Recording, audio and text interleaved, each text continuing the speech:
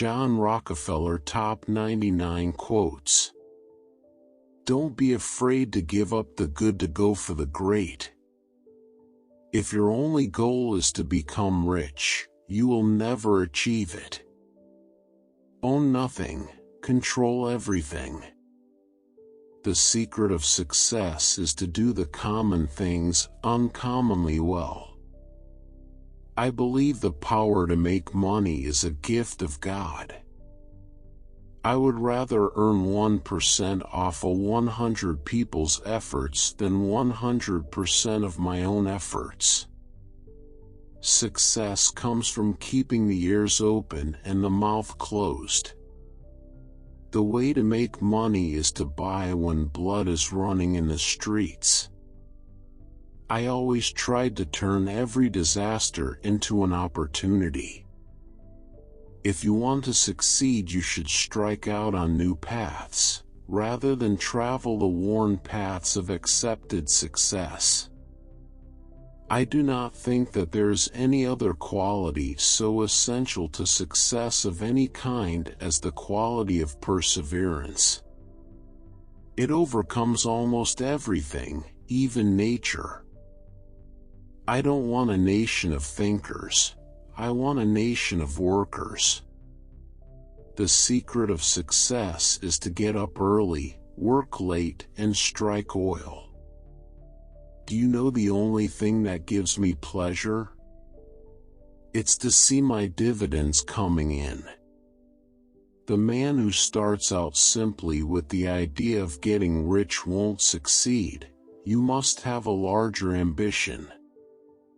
I never would have been able to tithe the first $1 million I ever made if I had not tithed my first salary, which was $1.50 per week. There is no feeling in this world to be compared with self-reliance. Do not sacrifice that to anything else. Save when you can and not when you have to. How much money does it take to make a man happy? Just one more dollar. Homeopathy is a progressive and aggressive step in medicine. Competition is a sin. I would rather hire a man with enthusiasm than a man who knows everything. Oh, how blessed young men are who have to struggle for a foundation and beginning in life. God gave me my money. Character, not wealth, power, or position, is the supreme word. The ability to deal with people is as purchasable a commodity as sugar or coffee, and I will pay more for that ability than for any other under the sun. I believe in the supreme worth of the individual and in his right to life, liberty, and the pursuit of happiness. Next to doing the right thing, the most important thing is to let people know you are doing the right thing. Get rich by taking something common and making it uncommon. Every right implies a responsibility, every opportunity, an obligation, every possession, a duty. Singleness of purpose is one of the chief essentials for success in life, no matter what may be one's aim. Good leadership consists of showing average people how to do the work of superior people. The common denominator for success is work. The person with big talk and big dreams is more powerful than one with all the facts. I believe that the law was made for man and not man for the law, that government is the servant of the people and not their master. I believe in the dignity of labor, whether with head or hand, that the world owes no man a living but that it owes every man an opportunity to make a living. Think of giving not only as a duty but as a privilege. I had no ambition to make a fortune. Mere money-making has never been my goal. I had an ambition to build. Giving should be entered into in just the same way as investing. Giving is investing. Giving is the secret to a healthy life. Not necessarily money, but whatever a person has to give of encouragement, sympathy, and understanding. Charity is injurious unless it helps the recipient to become independent of it. The best philanthropy is constantly in search of the finalities, a search for a cause, an attempt to cure evils at their source. There is nothing in this world that can compare with the Christian fellowship, nothing that can satisfy but Christ. Never lose interest in life and the world. Never allow yourself to become annoyed. A friendship founded on business is better than a business founded on friendship. I have made many millions, but they have brought me no happiness.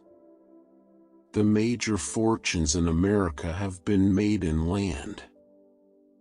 I never placed my head upon the pillow at night without reminding myself that my success might only be temporary.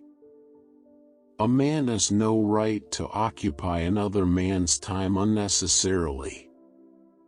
The best business in the world is a well-run oil company. The second best business in the world is a badly run oil company. I have ways of making money that you know nothing of. The only question with wealth is, what do you do with it? I was trained from the beginning to work, to save. I have always regarded it as a religious duty to get all I could honorably and to give all I could. Never think you need to apologize for asking someone to give to a worthy cause, any more than as though you were giving him or her an opportunity to participate in a high-grade investment. The duty of giving is as much his or hers as is the duty of asking yours. Be sure that you are not deceiving yourself at any time about actual conditions. I believe it is a religious duty to get all the money you can, fairly and honestly, to keep all you can, and to give away all you can. I have no use for men who fail. The cause of their failure is no business of mine, but I want successful men as my associates. I know of nothing more despicable and pathetic than a man who devotes all the hours of the waking day to the making of money for money's sake. It is wrong to assume that men of immense wealth are always happy. A man's wealth must be determined by the relation of his desires and expenditures to his income. If he feels rich on $10, and has everything else he desires, he really is rich. Long ago I lost the joy in living. The only joy I have is in my giving. I believe that thrift is essential to well-ordered living. The impression was gaining ground with me that it was a good thing to let the money be my slave and not make myself a slave to money. The task is simple. We will organize children and teach them in a perfect way the things their fathers and mothers are doing in an imperfect way. The success of each is dependent upon the success of the other. Our cup will truly run over only after we have sealed the character cracks. And we are never too old to study the Bible. Each time the lessons are studied comes some new meaning, some new thought which will make us better. I was trained from the beginning to work, to save, and to give.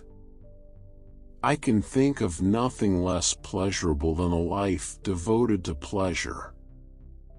We can never learn too much of His will towards us, too much of His messages and His advice. The Bible is His Word, and its study gives at once the foundation for our faith and an inspiration to battle onward in the fight against the tempter. When a man has accumulated a sum of money, accumulated it within the law, the government has no right to share in its earnings. To think, all that power and he wasn't even rich. Money is a way of keeping count on how well you're doing in business. It has always been my rule in business to make everything count. The American Beauty rose can be produced in the splendor and fragrance which bring cheer to its beholder only by sacrificing the early buds which grow up around it. This is not an evil tendency in business. It is merely the working out of a law of nature and a law of God. The poorest man I know is the man who has nothing but money. I have long been profoundly convinced that in the very nature of things, employers and employees are partners, not enemies, that their interests are common, not opposed, that in the long run the success of each is dependent upon the success of the other. When work goes out of style, we may expect to see civilization totter and fall. My mother was given to a typical question: we have always done this. Why should we do anything else? But my wife's typical question was: we have always done this. Why don't we do it another way, or, better still, why not do something else? Don't blame the marketing department. The buck stops with the chief executive. You know that great prejudice exists against all successful business enterprise. The more successful, the greater the prejudice. The day of combination is here to stay. Individualism has gone, never to return. After it is all over, the religion of man is his most important possession. We are quite convinced that if you were alive today, as an astute businessman looking out to the future, he would be moving out of fossil fuels and investing in clean, renewable energy.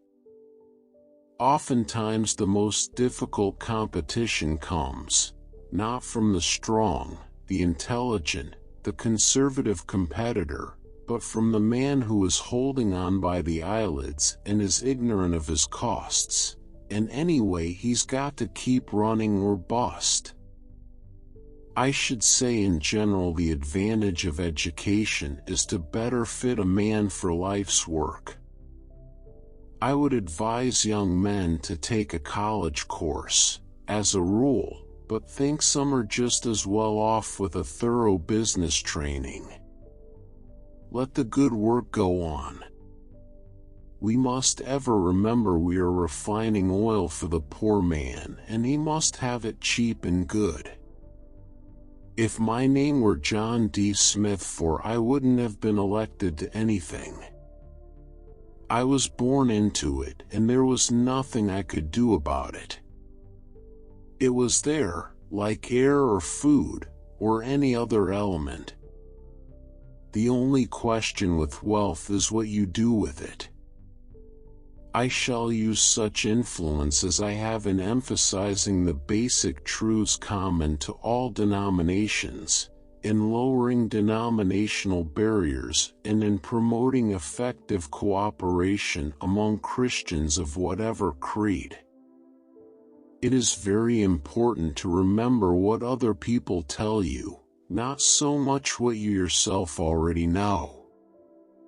Taxation has its limitations as a method of achieving better economic distribution, since for this purpose it is essentially remedial.